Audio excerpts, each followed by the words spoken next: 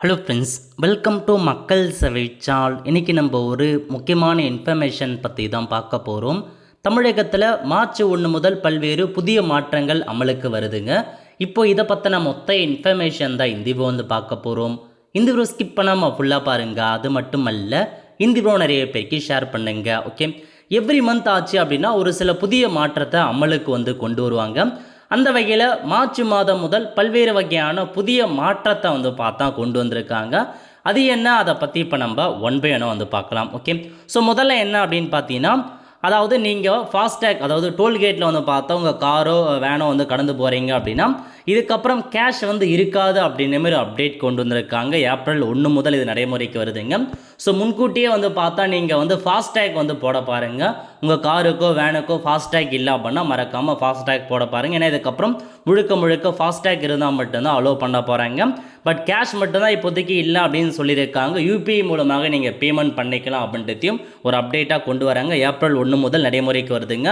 So முன்கூட்டியே ஃபாஸ்டேக்லாம் போடுறவங்க போட்டு வச்சுக்கோங்க. ஓகே, அதுக்கப்புறம் இன்னொரு அப்டேட் என்ன அப்படின்னா, நாடு முழுவதும் ஏப்ரல் 1 முதல் 20% எத்தனால் கலந்த பெட்ரோல் மட்டுமே விற்பனை செய்ய மத்திய அரசு உத்தரவு பிறப்பிச்சிருக்காங்க. ஸோ 20% எத்தனால் கலந்த பெட்ரோல் மட்டும்தான் இதுக்கப்புறம் விற்பனை செய்யணுங்க. அதுக்கப்புறம் மார்ச் 1 முதல் ஒரு புதிய அப்டேட் வருதுங்க. இந்தியாவில் வாட்ஸ்அப் வெப் பயன்படுத்த புதிய கட்டுப்பாடுகள் விதிச்சிருக்காங்க. மார்ச் 1ஆம் தேதி முதல் அமலுக்கு வரும் என மத்திய அமைச்சர் ஜோதிராதித்யா தெரிவிச்சிருக்காரு. தேசிய பாதுகாப்பு கருதி வாட்ஸ்அப் வெப் ஒவ்வொரு 6 மணி நேரத்துக்கும் ஒரு முறை தானாகவே லாக் அவுட் ஆகும்.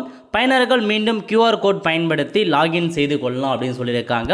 நீங்கள் சிஸ்டம் மூலமாகவோ லேப்டாப் மூலமாகவோ வாட்ஸ்அப் வெப் பயன்படுத்துகிறீங்க அப்படின்னா ஒவ்வொரு 6 மணி நேரத்துக்கு ஒரு தடவை அது தானாக லாக் அவுட் ஆகிடும். மீண்டும் நீங்கள் QR கோடை ஸ்கேன் பண்ணி லாகின் பண்ணிக்கலாம். ஒரு சில பாதுகாப்பு கருதி இதை நாங்கள் பண்ணுறோம் அப்படின்னு சொல்லிட்டாங்க. மார்ச் 1 முதல் அமலுக்கு வருது.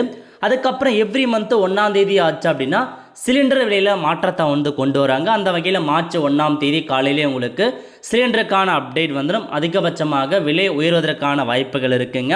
அதாவது உங்களுக்கு கமர்ஷியல் சிலிண்டர் இருக்குது பாருங்கள், அதில் தான் மாற்றங்கள் வரும். வீட்டு உபயோக சிலிண்டரில் எந்த மாற்றமும் இருப்பதற்கான வாய்ப்புகள் இருக்காது. நாளைக்கு ஸோ மார்ச் 1ஆம் தேதி காலையில் அதுக்கான அப்டேட் தெரிஞ்சிடும். அதுக்கப்புறம் ரயில்வே பயணிகளுக்கு மார்ச் 1 முதல் ஒரு அப்டேட்டை கொண்டு வராங்க. அதாவது நீங்கள் பழைய யூடிஎஸ்க்கான அந்த ரயில்வே ஆப்பை பயன்படுத்துகிறீங்க அப்படின்னா அது மார்ச் 1 முதல் உங்களுக்கு செல்லுபடி ஆகாதுங்க. ஸோ இதுக்கப்புறம் நீங்கள் ஜென்ரல் டிக்கெட்டாக இருக்கட்டும், பிளாட்ஃபார்ம் டிக்கெட்டாக இருக்கும், வேறு எந்த ஒரு சேவையாக இருந்தாலும் சரி, ரயில் ஒன் ஆப்பை மட்டுமே பயன்படுத்துங்க. அது மட்டும்தான் உங்களுக்கு செயலில் இருக்கும் அப்படின்னு சொல்லியிருக்காங்க. அது மட்டும் இல்லாமல் ரயில் ஒன் செயலி மூலமாக நீங்கள் 6% வரைக்கும் டிஸ்கவுண்ட் கிடைக்குது அப்படின்றதையும் சொல்லியிருக்காங்க. அதனால் பயன்படுத்திக்கோங்க. இந்த யூடிஎஸ் ஆப் மார்ச் 1 முதல் செயல்படாது. அதுக்கு பதிலாக நீங்கள் ரயில் ஒன் ஆப்பை மட்டும்தான் பயன்படுத்துகிற மாரி இருக்கும். அதுக்கப்புறம் என்ன அப்டேட் அப்படின்னு பார்த்தீங்கன்னா, டிஜிட்டல் பரிவர்த்தனைகள் முன்னெடுப்பதை போல் மிகவும் பாதுகாப்பாக மாற போகுது. அதாவது நீங்கள் டிரான்சாக்ஷன் பண்ணுறீங்க, யூபிஐ இருக்கட்டும், நெட் பேங்கிங் இருக்கட்டும், ரொம்ப அதிகபட்ச டிரான்சாக்ஷன் பண்ணுறீங்க அப்படின்னா உங்களுக்கு இதுக்கப்புறம் பயோமெட்ரிக் ஆக்சஸ் கேட்கும் அப்படின்ற மாதிரி சொல்லியிருக்காங்க. எக்ஸ்ட்ராவாக நிறையா அமௌண்ட்டை டிரான்சாக்ஷன் பண்ணுறவங்களுக்கு எக்ஸ்ட்ரா அங்கீகாரம் தேவைப்படும் அப்படின்ற மாரி உங்களுக்கு அப்டேட்டாக கொண்டு வந்திருக்காங்க. நெக்ஸ்ட்டு பாருங்கள், 2025-26ஆம் ஆண்டிற்கான புதிய வாடகை விதிகளின்படி மார்ச் 1 முதல் புதிய ஒப்பந்தங்களில் சில குறிப்பிடத்தக்க மாற்றங்கள் ஏற்படுகின்றன. வாடகை ஒப்பந்தங்களில் டிஜிட்டல் பதிவு இப்போது கட்டாயமாக்கப்பட்டுள்ளது. பாதுகாப்பு வைப்பு தொகை அதிகபட்சம் 2 மாத வாடகைக்கு மட்டுமே இருக்கும். மேலும் வீட்டு உரிமையாளர்கள் 24 மணி நேரத்துக்கு முன் அறிவிப்பு இல்லாமல் வீட்டுக்குள் நுழைவது தடை செய்யப்படுகிறது. அதாவது நீங்கள் வாடகை வீட்டில் குடியிருக்கீங்க அப்படின்னா மார்ச் 1 முதல் ஒரு சில புதிய அப்டேட்டை கொண்டு வராங்க.